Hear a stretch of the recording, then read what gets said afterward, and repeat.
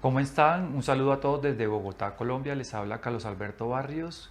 A continuación vamos a seguir con los capítulos que venimos desarrollando sobre la consagración total a Jesús por María. Para las personas que no han escuchado los capítulos anteriores, pueden escuchar y ver la introducción y los capítulos anteriores a través de nuestro canal de YouTube Espiritualidad Católica. Lo buscan por Google o por cualquier buscador, escriben canal YouTube Espiritualidad Católica, van a encontrar allí un botón o el icono, es un ictus, un pez, abren allí y allí van a encontrar todo el material. Les recomiendo muchísimo estas experiencias que nos comparte Juan Fernando Barrios, se basan en la consagración como lo plantea en su libro, el libro de la comunidad Lazos de Amor Mariano. Esa es como la maqueta, sin embargo Juan Fernando le adiciona a cada uno de los capítulos todas sus vivencias personales, audios que ha escuchado durante todos estos 23 años de vida espiritual.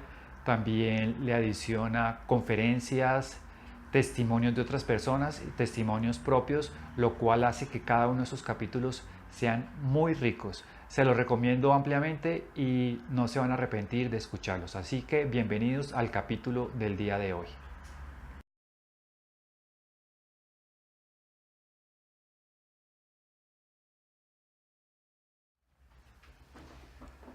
Hoy empezamos el segundo bloque del estudio que hemos venido realizando sobre la preparación para la consagración total a Jesús por María. Y ya que digo ese énfasis en la palabra Jesús, recordemos que nos estamos consagrando a Jesús, pero a través del corazón inmaculado de María. Entonces, en ese ejercicio primero nos debemos consagrar al Inmaculado Corazón de María. Es así como Jesús, cuando se encarnó en la Virgen, primero se encarna ella y luego ella lo da a luz al mundo para que sea el Salvador, pero primero fue a través de ella. Entonces el camino es similar. Esta segunda parte se llama el conocimiento de sí mismo. Es todo este bloque que vamos a venir realizando las siguientes lecciones. Y la lección de hoy, que es la lección número 13, se llama ¿Quién soy yo? Si ustedes reflexionan, muchas personas no llegan a la santidad porque no dan ese primer paso. San Agustín decía, Señor, quiero conocerte y quiero conocerme. Ese conocerme significa conocerme a mí mismo y saber quién soy yo. Y esta es una pregunta que nosotros debemos hacérnosla hoy. Y la respuesta definitivamente tarda toda una vida. Esa respuesta muchas veces nosotros la respondemos a esta pregunta, la respondemos sin responderla. Por ejemplo, hay varias formas de responder esta pregunta y vuelvo y lo enfatizo, sin responderla. La primera forma es decir un nombre y un apellido. Por ejemplo, yo soy, ¿quién eres tú? Yo soy Juan Fernando Barrios. Y si a ese nombre y apellido yo le doy unos datos de semblanza, por ejemplo, pues puedo complementar esa respuesta. Yo soy Juan Fernando Barrios, soy odontólogo rehabilitador oral, nacido en Bogotá.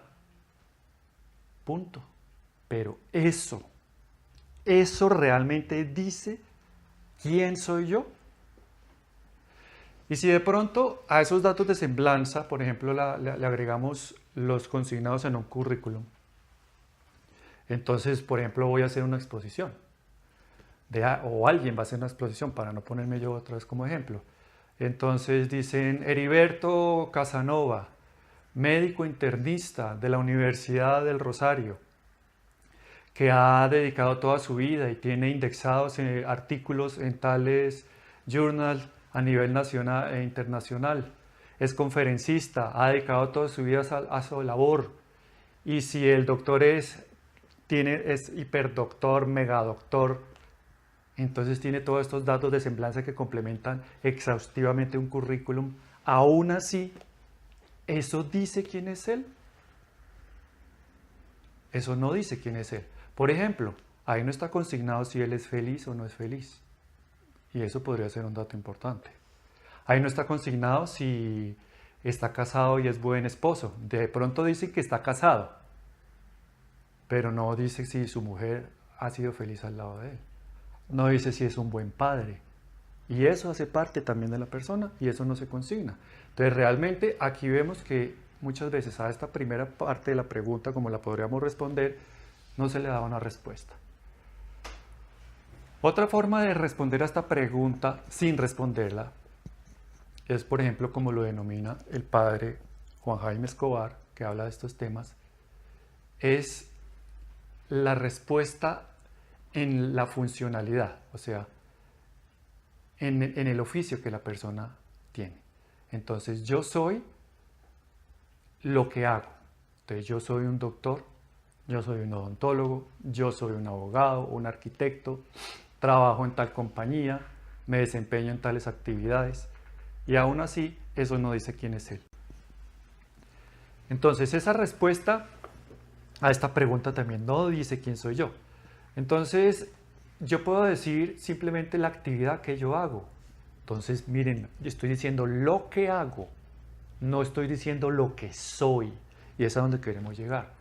Entonces, es la respuesta en función de la actividad que yo hago, de mi labor. Hay otra respuesta que podemos decir a esta pregunta y es lo que se podría denominar una respuesta relacional. ¿Sí? Entonces, son las relaciones que yo tengo.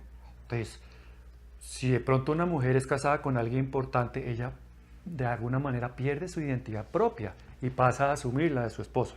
Yo soy la esposa de fulano de tal, que es, digamos, el presidente de una compañía. Entonces la importancia no está en quién es ella, sino en con quién está casado. Si vamos, por ejemplo, al colegio, yo soy fulano de tal, amigo de tal. Si uno va al colegio, ¿usted es el papá de Juan Diego Barrios? O sea, yo ya pierdo mi identidad, paso a ser el papá de él.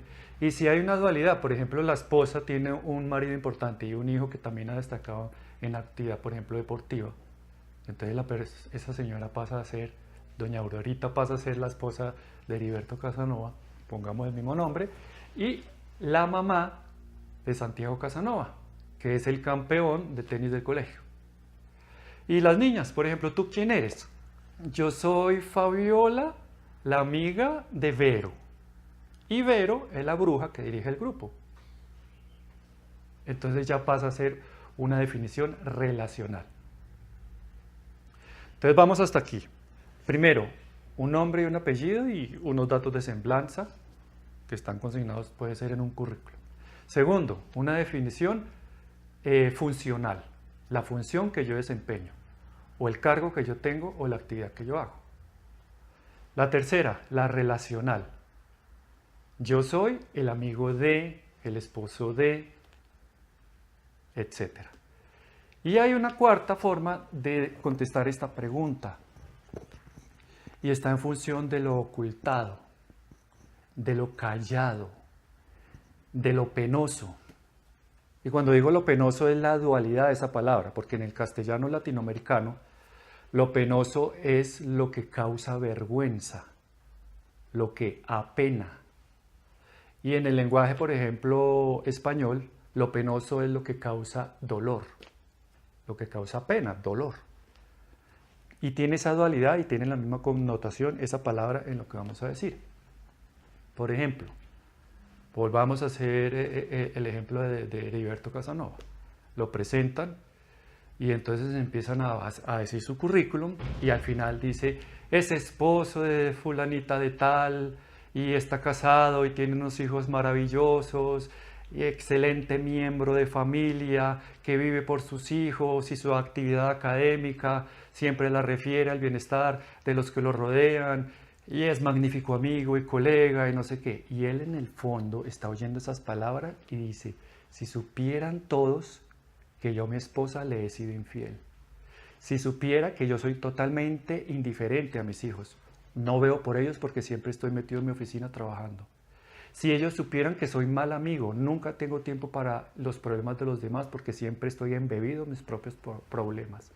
Y es esa persona que dice, cuando dicen todas esas flores en ese currículum, dice, tierra, trágame, porque siente en el fondo vergüenza y piensa que eso que él sabe en el fondo que ha hecho mal, eso que él ha hecho mal, ese es él.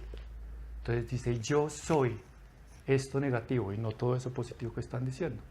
Entonces, la respuesta en este momento ni siquiera es desafortunada, es una respuesta triste. O mejor, la definición para que quiere complementar y dar respuesta a esa pregunta de quién soy yo, es una respuesta melancólica, triste. Pero bueno, esa respuesta tenemos que empezar a decirla. ¿Quién soy yo? Y para eso tenemos que ir primero al origen del hombre. Entonces tenemos que ver varias partes, el origen del hombre, la naturaleza del hombre, la misión del hombre y cuál es el fin del hombre. Si tenemos una computadora, pues el origen pues, es la casa comercial que lo produce. Por ejemplo, Hewlett Packard o Apple o la que ustedes quieran, Lenovo, etc. Ese es el origen de la computadora. ¿Cuál es la naturaleza de la computadora? Es una serie electrónica de circuitos integrados que archivan datos y que luego uno los puede consultar y puede cruzarlos y tener información. La misión es para yo servirme de esos datos y poder hacer la vida más fácil y poder, digamos, hacer cosas organizacionales en mi empresa, los niños en el colegio, las amas de casa, pues organizar la economía del hogar, etc. Y el fin, pues la basura, porque la tecnología va cambiando, van saliendo nuevas tecnologías, más capacidad, y lo que yo tengo es obsoleto, ya no es compatible con los nuevos programas que se crean. Entonces, haciendo la misma analogía, pues vamos a hacer lo mismo, pero con el hombre. ¿Cuál es el origen del hombre? El origen del hombre, pues definitivamente, es la creación de Dios. El hombre es criatura de Dios, y vamos a ver esa naturaleza del hombre. Después, entonces, el origen del hombre está consignado en las Sagradas Escrituras. Dios crea al hombre del barro, en este caso Adán, le hace ese soplo divino y le infunde esa alma espiritual y crea al ser humano. ¿Y cuál entonces es la naturaleza del hombre? Tenemos que hacer esa dualidad. Fíjese bien, el hombre es creado de la tierra, del barro. Eso quiere decir que el hombre tiene una parte material que se llama cuerpo. Cuando le sopla la nariz, dice así el texto, en las narices, le infunde el alma espiritual. Y ahí es cuando se crea realmente la persona. Entonces en el hombre hay una naturaleza y hay un yo. Ese yo se llama persona. ¿Qué es naturaleza? Es la sustancia para la cual ha sido creada la persona. Es el objeto de operación. Es el principio operativo, dice, digamos, en la palabra en filosofía. Es el principio de operación de una cosa. Entonces tenemos varias naturalezas. Está la divina, Dios. Está la naturaleza angélica, los ángeles. Está la naturaleza animal, en la cual está el hombre, como ser racional. Está la naturaleza vegetal y está la naturaleza mineral. Si yo veo una cortina que se mueve, por ejemplo, y se empieza a mover y yo observo que hay, ya hay mismo razón, digo, hay algo detrás. Las cortinas no se mueven solas y menos si la ventana está cerrada. No hay aire que esté circulando y la haga mover. Entonces yo, hay algo detrás, empieza el razonamiento. Eso se sigue moviendo y oigo que detrás de esa cortina hay un ladrido. Y digo, ahí hay un perro, porque los perros ladran. Y digo, ahí hay un animal. Entonces, el principio de operación de una cosa es lo que se llama naturaleza. Ahí ya identifiqué que hay algo de naturaleza animal.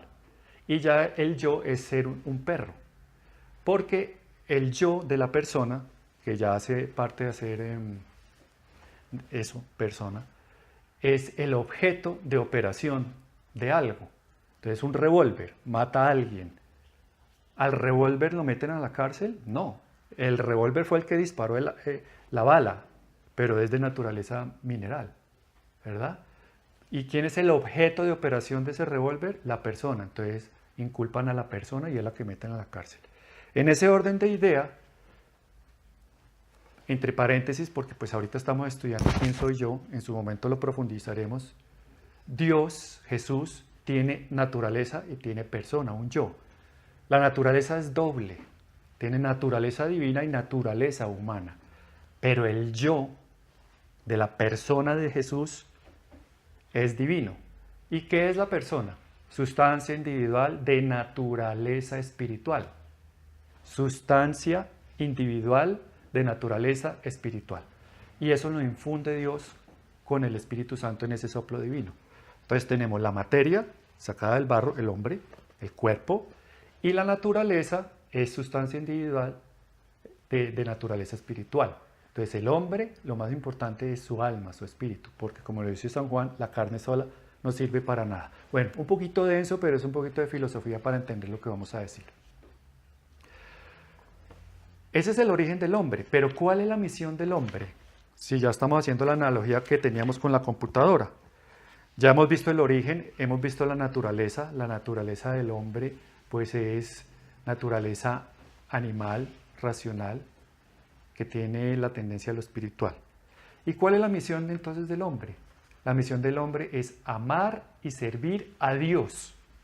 Y superando esto, el amar y servir a Dios, superando aún esto, es dejarse amar por Dios. Esa es la misión del hombre. La misión del hombre no es ser abogado, doctor, ingeniero, arquitecto, ama de casa. Esa no es la misión del hombre. Ese es el instrumento para cumplir la misión del hombre. Dejándose amar por Dios, obviamente él va a amar a Dios con el mismo amor que Dios le da y va a amar a los demás, que es el propósito, obviamente, del amar y de servir a Dios. Se le ama y se le sirve en el hermano. Este momento es bueno aclarar otra vez y repetirlo. Ya lo hemos dicho, pero es bueno estarlo repitiendo para entenderlo. Si el hombre dentro de la naturaleza, damos un paso atrás nuevamente, tiene cuerpo, alma y espíritu, los tres están unidos. Fíjense que los grandes santos de la Iglesia, especialmente los de la razón, en este caso Santo Tomás de Aquino, obviamente él ha sido bien influenciado por Aristóteles, él dice que digamos el alma, que es lo que moviliza el cuerpo, que anima el cuerpo, está asumida por el cuerpo y el cuerpo asume el alma.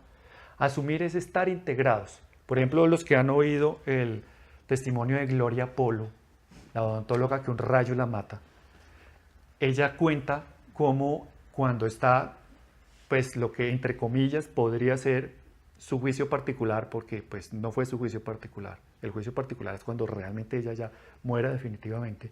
Ella ve su cuerpo, ella lo ve, inclusive siente el dolor de la quemadura de eso. Pero ella no está viendo en sí mismo su cuerpo, sino su alma. Pero el alma con la forma del cuerpo, porque el cuerpo asume el alma, están integrados. Tan es así que cuando una persona muere, dicen los que han tenido la experiencia, el alma se desprende y ellos ven, por ejemplo, su propio cuerpo físico tendido en una camilla, en un hospital o en la sala de cirugía.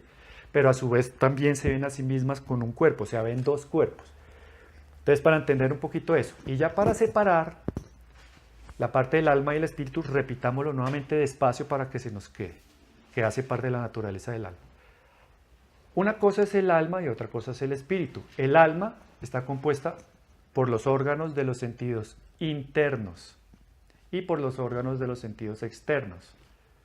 Los órganos de los sentidos externos son los ojos, el olfato, el gusto, el oído y el tacto. Hasta ahí es muy claro y es muy fácil de discernir. Se complica un poquito la cosa cuando ya hablamos de los órganos de los sentidos internos, que vuelvo y lo repito, están en el alma. Que el alma, lo repito nuevamente, para que lo vayamos interiorizando, es lo que anima el cuerpo. Está muy unida al cuerpo, porque el movimiento del alma hacia arriba es espíritu, que ya lo vamos a ver, y el movimiento hacia abajo del alma es el cuerpo. Estamos en el cuerpo. Los órganos de los sentidos internos del alma son la memoria, o sea, los recuerdos, la imaginación, la fantasía, las sensaciones, los sentimientos, los instintos, hacen parte del alma. Por eso, por ejemplo, cuando el cuerpo se golpea en la cabeza, pegan esa parte del cerebro en que se borra los recuerdos. La persona queda, como dice el reggaetón, borró cassette, ¿sí o no? Entonces la persona no recuerda, no sabe muchas veces ni quién es, cómo se llama, nada, no tiene recuerdo. Entonces, esa parte del alma de los órganos de los sentidos internos se afecta y obviamente se expresa en forma corporal. Hasta ahí vamos claros. El movimiento, como lo decíamos, del alma hacia arriba se llama espíritu. Y en el espíritu están instalados los pensamientos, la voluntad y el entendimiento. Y las tres potencias grandes del alma y el espíritu se llaman entendimiento, memoria y voluntad.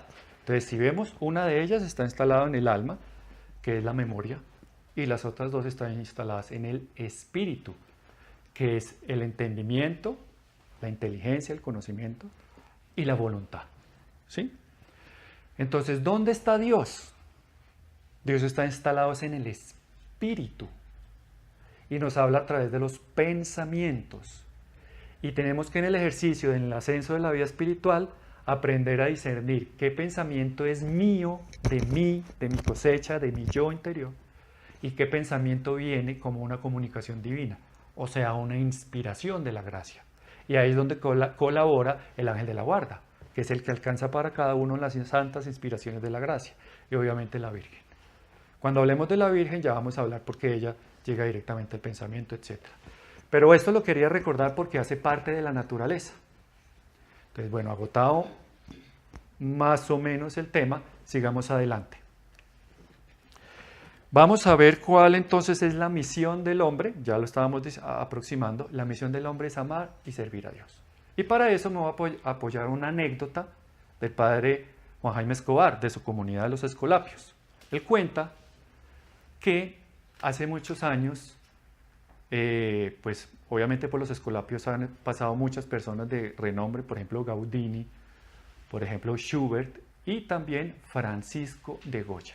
Francisco de Goya estudió con los Escolapios, allá en las escuelas pías, en esos colegios en Zaragoza. Cuando él termina sus estudios, los de un colegio allá en Madrid le piden el favor que haga un cuadro, que si les puede hacer un cuadro.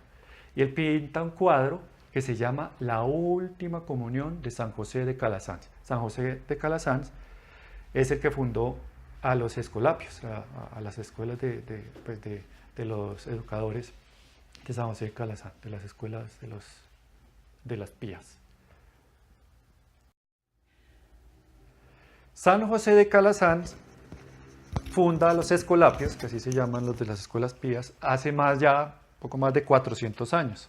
Entonces, como iba diciendo en el relato, el colegio allá en Madrid le piden hacer un cuadro y él pinta La Última Comunión de San José de Calasanz. Es un cuadro enorme, grande, hermoso, de las obras pictóricas más importantes de la parte de la religiosa, de la religiosidad popular. Y él cobra 3.000 escudos de oro, una fortuna, y ellos pues buscan los recursos y lo pagan. De pronto él, con un rato de conciencia, haber cobrado mucho, pinta un cuadrito pequeño y lo regala, lo dona. Y ellos lo tienen, eso era el siglo ya XIX, lo tienen en unas iglesias, ustedes saben, las iglesias del siglo XIX, oscuras, con veladoras. Entonces el cuadrito se empieza a deteriorar por el hollín de las velitas y se empieza a borrar la imagen, Entonces viene la Universidad de Prado, lo restaura, sigue el cuadro funcionando hasta que ya llega el tiempo y vuelve y se deteriora hasta que ya no se ve la imagen. Y cogen el cuadro, lo desinstalan del lugar donde lo tenían puesto y terminan el desván, arrumado. En el año 1980, en el colegio de Calasanz, en Madrid, empiezan a arreglar. Dicen, vamos a arreglar todo este desorden y encuentran un cuadrito pequeño. Y dicen, ¿esto qué? No sé, ni idea, eso lleva ahí muchos años, no sabemos qué es. Entonces lo miran, no se ve ninguna imagen, está todo oscuro y dicen, botémoslo. En ese entonces pues tenían el cuadro, obviamente el cuadro lo custodian allá en Madrid, pero a veces el cuadro grande de la Última Comunión de San José de Calasanz lo prestaban a la Universidad de Prado. Y diosidencialmente, ese día, cuando iban a botar el cuadro, había una persona del Museo del Prado visitando el cuadro de la Última Comunión de San José de Calasanz. Entonces le dice, mire, tenemos este cuadro, lo vamos a botar, no sabemos qué es. Y él dice, no lo boten, de pronto puede revestir algún valor. ¿Por qué no me lo prestan Yo lo llevo a la Universidad del Prado, perdón, a la Universidad del Prado no, sino al Museo del Prado, y allá lo limpiamos a ver qué sale. Y empezaron a limpiarlo. Empezaron a limpiar el cuadro, cuando empezó a aparecer el rostro de Jesús. Entonces, bueno, es un cuadro religioso. Empezaron a limpiarlo, y al lado de él sale un ángel. Entonces ya no había duda. Es una escena de la oración de Jesús en el Huerto de los Olivos. Pero empiezan a limpiar el cuadro y parece como si el cuadro tuviera un error. En vez de un cáliz, habían 2 cálices que tenía Jesús. Parece como si Goya hubiera cometido un cuadro. ¿Y por qué digo Goya? Porque al final, cuando limpian, en la margen derecha aparece eso, el nombre, Goya. Era un cuadro que había pintado este importante autor. Ese cuadro, hoy en día, tiene más valor que el cuadro grande. Y lo iban a botar. Entre paréntesis, esos 2 cálices, podríamos darle 2 significaciones. Jesús toma el cáliz que lo conforta, ¿cierto? Él también bebió el cáliz de la amargura. Entonces, uno es el cáliz de la amargura, de su pasión, de lo que iba a vivir. Y el que lo conforta, dice en Revelaciones Privadas, son las personas que hacen adoración eucarística. Estos templos donde tienen capillitas de adoración perpetua, que son 24 horas, esas personas que a las 2 de la mañana están ahí arrodilladitas haciendo reparación, son las que le dieron de beber el cáliz de la consolación. Y es el segundo cáliz que aparece en ese cuadro. Qué bonito pensarlo así. Cierro el paréntesis. Eso es lo que pasa con nosotros. Cuando nosotros nos vamos conociendo a nosotros mismos y vamos potenciando la forma de ser de nosotros, el temperamento, que es el estrato más profundo de la forma de ser de la persona, y lo vamos haciendo que contribuya y colabore con la gracia de Dios, hace que se revele el verdadero rostro que hay en nosotros. Cuando nosotros vivimos en el pecado, no tenemos una vida sacramental, no nos confesamos con frecuencia una vez al mes, no vamos con frecuencia a la Santa Eucaristía 2 o más veces entre semana, aparte de la del domingo. Ese cuadro se empieza a llenar de hollín. Nuestro rostro ya no se revela tal cual es. Nuestro rostro se revela tal cual es cuando nos dejamos limpiar por Dios. Así como este personaje del Museo del Prado limpió este cuadro y le devolvió el valor que tiene, histórico y económico. Cuando nos dejamos limpiar por Dios, tenemos el valor que nosotros tenemos y cumplimos la misión para la cual hemos sido creados. Entonces, ya entrando en este sentido, ¿quién soy yo? Para responder un poquito la pregunta, podemos ver eso. Analicemos un poquito las diferentes formas de ser de las personas que se llaman temperamento y cómo son modulados esos temperamentos de alguna manera que se llama carácter. ¿Qué es el temperamento? El temperamento es el estrato más profundo de la persona, la esencia. Y el temperamento nace con la persona. Es imposible cambiar a una persona. Y de entrada lo digo, identidad de almas es causa del amor. Para esto me voy a apoyar en un texto y lo voy a poner aquí en la cámara. Se llama Los novios, el arte de conocer al otro. Y es escrito por el padre Ramón Montalat. Es un libro muy importante que aprecio mucho porque hace parte de mi discernimiento vocacional, en este caso para el matrimonio. Leyendo estos temas fue que hice mi discernimiento para unirme en matrimonio con Natalia. Ella también lo revisó y conocimos cómo éramos cada uno de nosotros y vimos que había identidad de almas. Eso lo digo de entrada, como introducción. Entonces, conociéndose uno como uno es, vas a ver con qué tipo de personas yo soy capaz de convivir. En este caso es el matrimonio, en el ejercicio del resto de mi vida. El primer forma de ser o temperamento es el temperamento cerebral.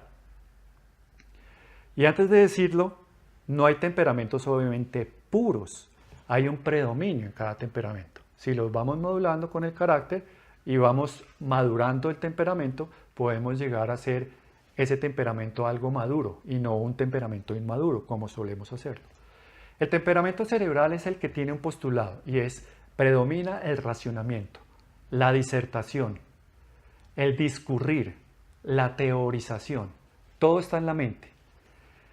Entonces, ellos ven la forma de los acontecimientos en una forma analítica y tienen una gran capacidad de síntesis.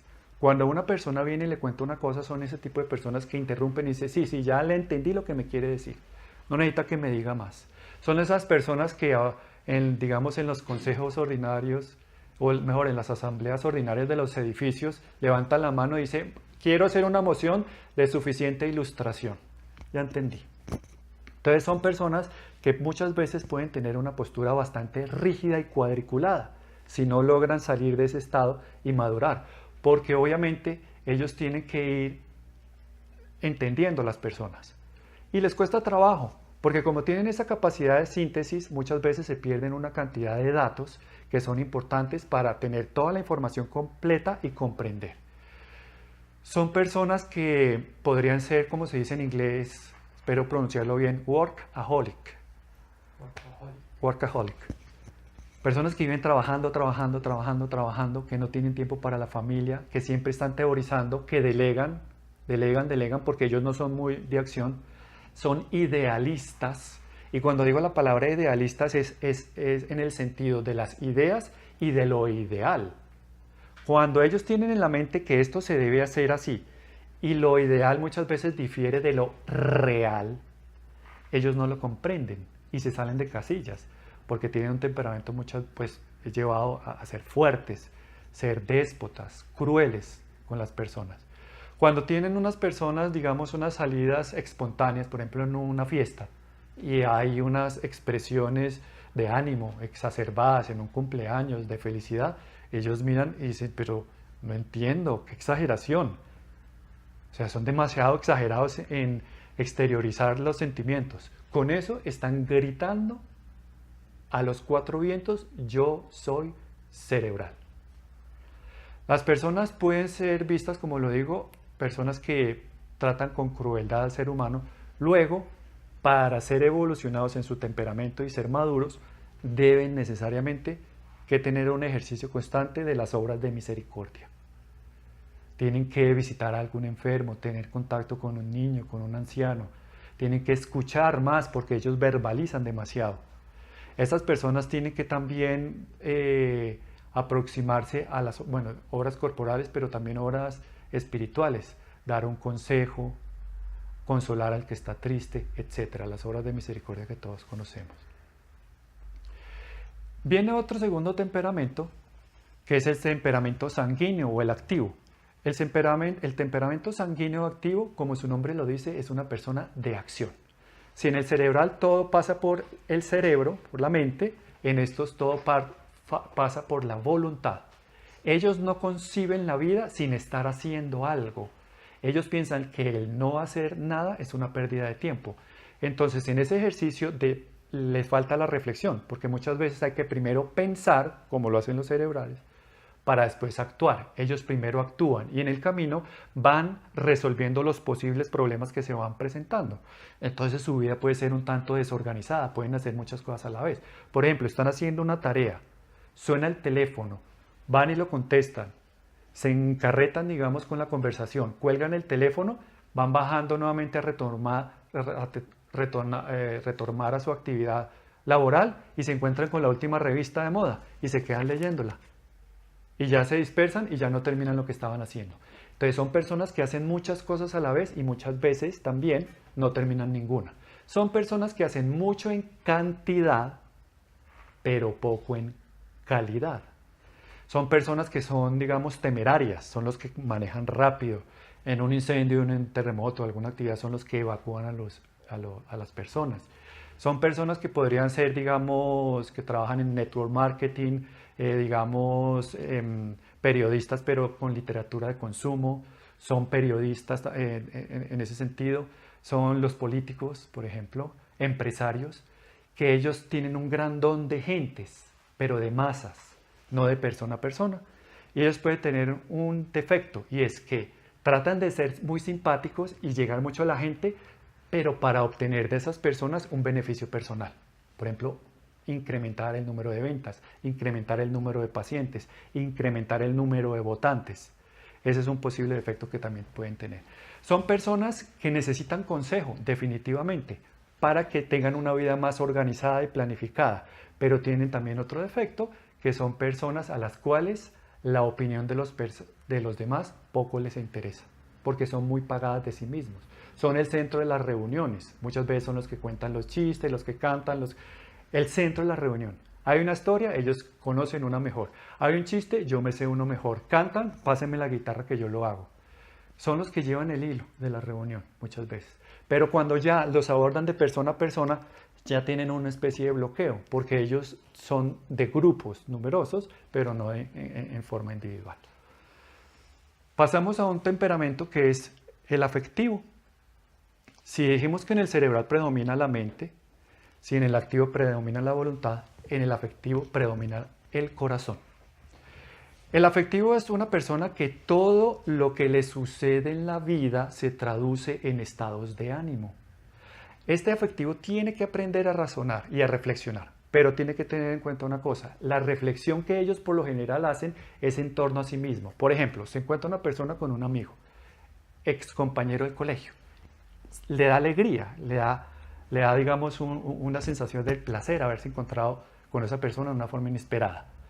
Empiezan a conversar cuando de pronto dice: uy, ¿se acuerda que a usted le decían en el colegio carecaballo? Entonces él se ríe así como sí, me acuerdo. Y luego sigue la conversación, se desvía por otros rumbos y ya se olvidó ese episodio. Él llega a la casa mal, bajoneado, caribajito, pero no sabe por qué. Si esa persona no se aprende a conocer a sí mismo, va a pasar el resto del día mal, casi que con depresión, con melancolía, pero no sabe por qué. Y así va a trasladar eso a su ambiente familiar y laboral. Pero si él aprende a reflexionar en torno a sí mismo y dice: bueno, hoy me levanté, lo normal, desayuné, salí para el trabajo, vi estos pacientes, por ejemplo, luego llegué, me encontré con esta persona, ya sé, fue cuando me dijo y me recordó que en el colegio me hacían bullying y me decían carecaballo. Entonces aísla el problema, le da la importancia, ve que eso es algo de niños, adolescentes, que hoy en día no tienen ninguna trascendencia, y le da la importancia real que tiene y lo desecha. Y sale de su estado de ánimo. O por lo menos si en el principio no lo logra, es como cuando uno lleva el carro al taller que le dicen: ese ruido persistente y molesto que usted tiene es un amortiguador. Pero no se preocupe, si ahora no tiene dinero, no hay problema. Puede funcionar el carro así, cuando tenga lo trae.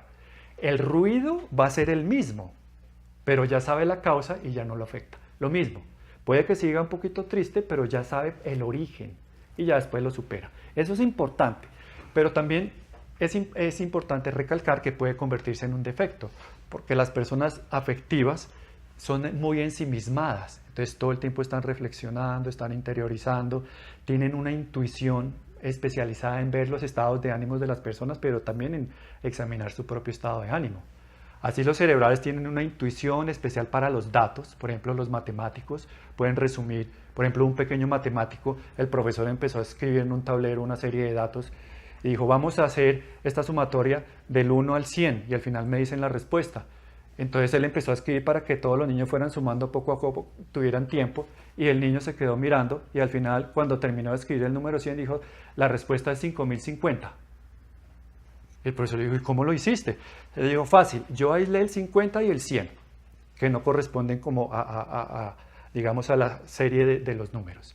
Luego puse el primer número y el último y los sumé, así: 99 más 1, 100, 98 más 2, 100, 97 más 3, 100, 96 más 4, 100 y así sucesivamente.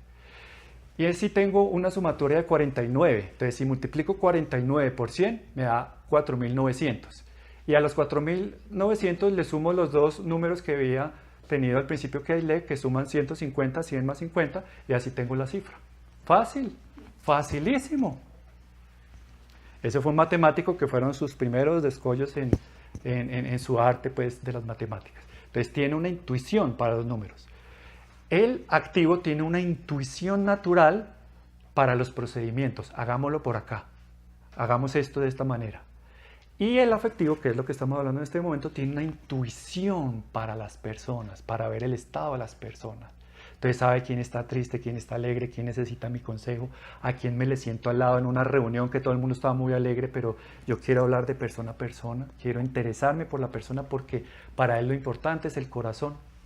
Son personas que hacen poco en cantidad, pero mucho en calidad, a diferencia del activo.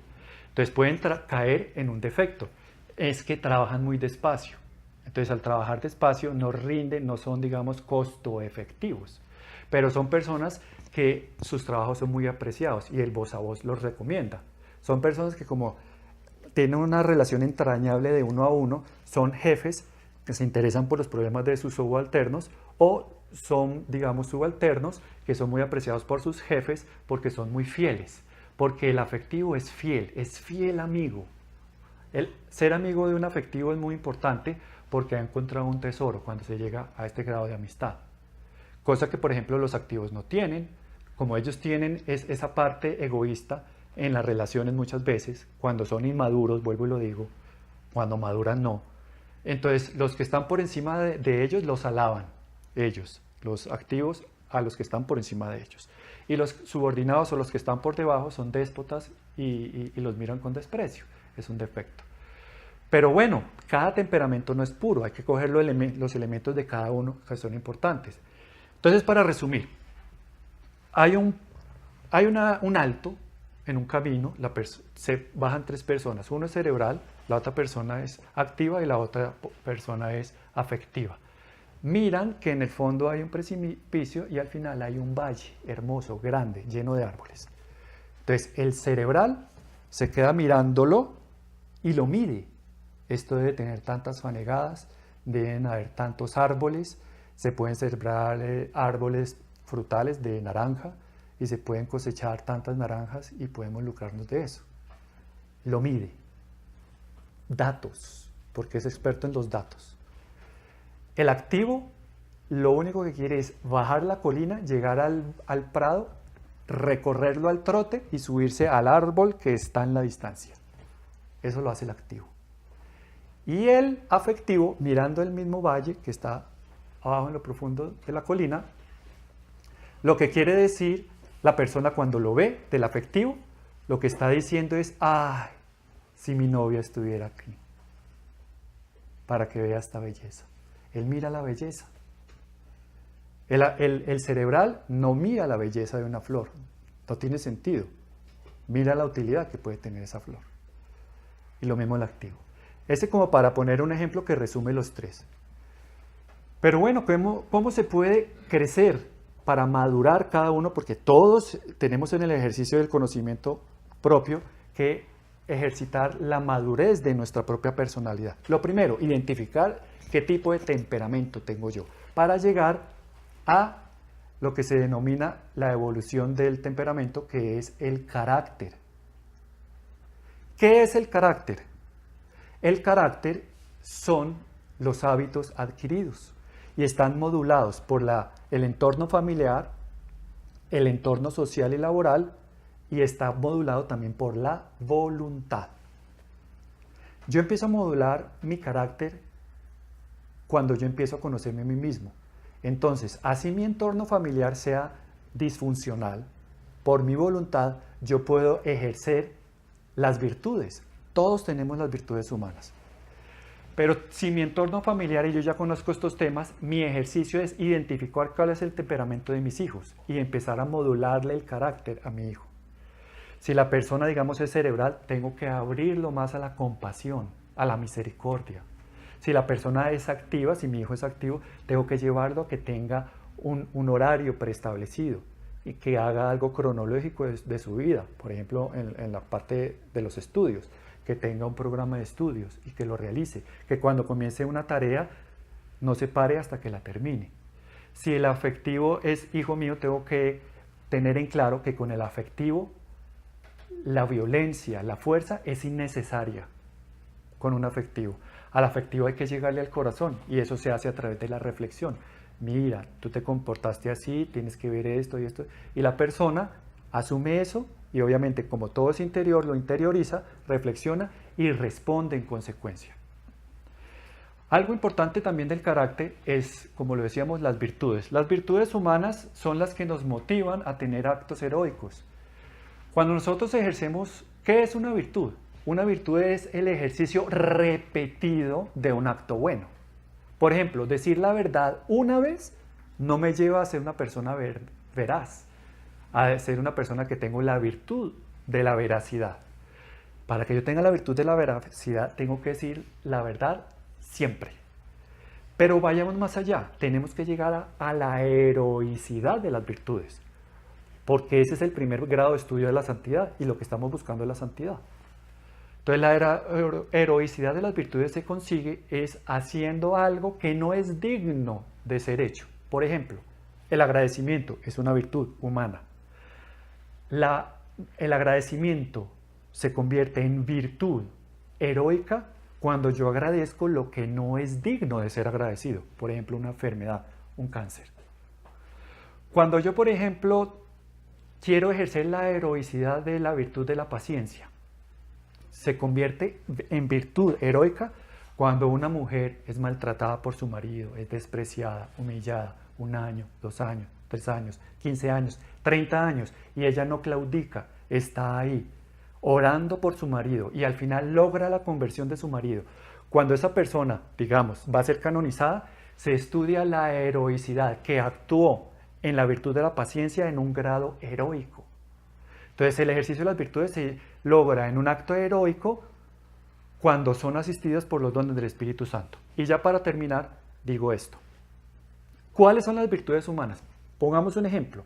Una barquita pequeña a remo. Yo me subo en ella y empiezo a remar en el mar adentro, y empiezo a bracear fuerte, muy fuerte. Ya los brazos se empiezan a cansar, los músculos no dan más. Yo no puedo. Eso que estoy haciendo solo, individual, personalmente, se denomina virtud. Estoy ejerciendo las virtudes humanas, todos las tenemos. Si las enterramos nos van a pedir cuentas como la parábola de los talentos. Pero cuando Dios ve que yo me estoy esforzando por ejercer esas virtudes, me inspira a que yo hice una vela, porque en el momento estaba agachada. Yo me acuerdo que tengo una vela en ese barquito, no la he usado, la extiendo, entonces ya me queda un barquito a vela, y viene el Espíritu Santo y sopla sobre esa vela, y yo empiezo a avanzar rápidamente, impulsado por el viento. El viento se llaman los dones del Espíritu Santo, que recordemos los cuales son 7. Conocimiento, entendimiento, sabiduría, ciencia, fortaleza, piedad y temor de Dios. Vienen a soportar mis virtudes. Entonces mis virtudes llegan a instalarse en un grado heroico, que vuelvo y lo repito, se llama la heroicidad de las virtudes. Entonces, por ejemplo, el afectivo que estábamos hablando necesita ejercer la virtud de la fortaleza, porque como es tan frágil, entre comillas, porque todo lo que le sucede se mete en un laboratorio, digámoslo así, laboratorio de experiencias afectivas. Entonces las ofensas, una salida de tono, lo afectan mucho. Entonces si ejercita la virtud de la fortaleza, y en este caso con la asistencia del don del Espíritu Santo de la fortaleza, llega a tener inclusive la valentía de dar la vida por Dios. Darla por Dios, como los santos lo han hecho, que han sido martirizados, por ejemplo, por el Evangelio. Entonces ese es el conocimiento. Vamos a dejar hasta acá este estudio. Pasamos por encima de muchas cosas que decir, pero por tiempo no lo podemos hacer. Yo pienso que esto es un gran abrebocas para decir quién soy yo, conocer cuáles son mis potencias y cuáles son mis defectos, cuáles son mis virtudes, el ejercicio de las cosas buenas, y cuáles son mis vicios, el ejercicio de mis pecados en el cual yo me siento ya cómodamente instalado. Tengo que aprender a desinstalarme de mis vicios, instalarme en las virtudes, para que con la asistencia de la gracia y yo colaborando con esa gracia pueda seguir creciendo en el camino de la vida espiritual que nos hemos propuesto. Para eso tenemos a la Virgen. Entonces la tarea final que siempre dejamos a nivel de cada estudio, pues seguiría la siguiente. Sería hacer un examen de conciencia escrito para identificar cuáles son precisamente mis virtudes, qué tipo de temperamento tengo, cuál es mi defecto dominante, o sea, lo que me lleva constantemente a pecar y a hacer lo que no quiero, como lo decía San Pablo, y al final hacer propósitos firmes de buscar la santidad. Y ya que de santidad se habla, cada santo, y voy a nombrar solamente uno de cada uno, bueno, Como soy muy de la Virgen nombro 3. Cerebral, San Pablo, muy cerebral. Activo, Pedro. Acuérdese cuando sacó la espada y le cortó la oreja a Malco 1 milímetro más y le cercena el cráneo, ¿sí o no? Activo. Y melancólico, Santa Teresita del Niño Jesús. San Luis Gonzaga de los colegios maristas, marianos. San Juan. Ellos, San Bernardo, muy de la Virgen. Ellos son muy interiores, muy melancólicos, muy afectivos, cumplidores de su deber, pero entrañablemente amorosos con la Virgen. Hay un ejemplo para cada santo. Entonces, como lo habíamos dicho, ¿quién soy yo? ¿Cuál fue el santo? Espero que ya lo hayan identificado cada uno que me va a acompañar en este itinerario de la consagración. Peguémonosle a él y pidámosle a Dios que haga de cada uno de nosotros la mejor versión de nosotros mismos. Que el Señor nos bendiga y nos guarde, que el Señor nos muestre su rostro y tenga misericordia de nosotros. Vuelva el Señor su rostro hacia nosotros y nos conceda la paz. Que el Señor nos bendiga hoy y siempre a través del corazón doloroso e inmaculado de María, en el nombre del Padre, y del Hijo, y del Espíritu Santo. Amén.